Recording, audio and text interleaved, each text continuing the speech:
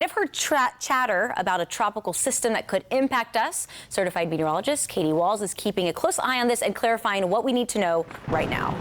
That's right. We did receive an update right around 8 o'clock from the National Hurricane Center. Bottom line, we have an area of disorganized thunderstorms right here, an area of low pressure just situated off the northern coastline of Honduras, located in Central America.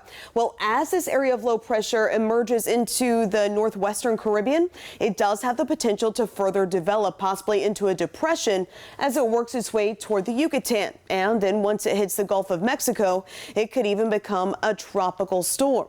So as of now, notice right here, it's been upgraded to a 70% probability of that further development. So through every single time frame today, we have seen these colors change from yellow to orange and now to red. So unfortunately, the likelihood of this becoming a depression, possibly even a storm as it emerges into the southern and eastern Gulf of Mexico, this is what we'll be focused on. However, where it becomes a bit more uncertain exactly what it's going to be developing into. So let's take a closer look. Now I want to show you some of what we call this model divergence. Basically, we look at a multitude of different models, different ensembles, what all goes into making a hurricane forecast. Well, in this case, for example, we have the European model right here, both timestamps at Tuesday at 2 o'clock.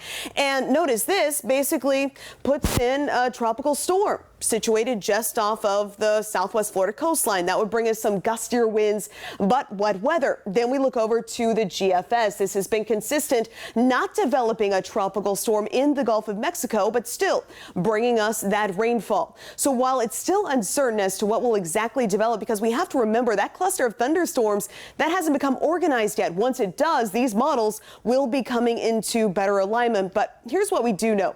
Even though those models differ, we do know that we're going to be dealing with wet weather early next week. Monday, Tuesday, Wednesday, those rain chances going up as tropical moisture surges in. We'll talk more about that in your 7-day forecast coming up next.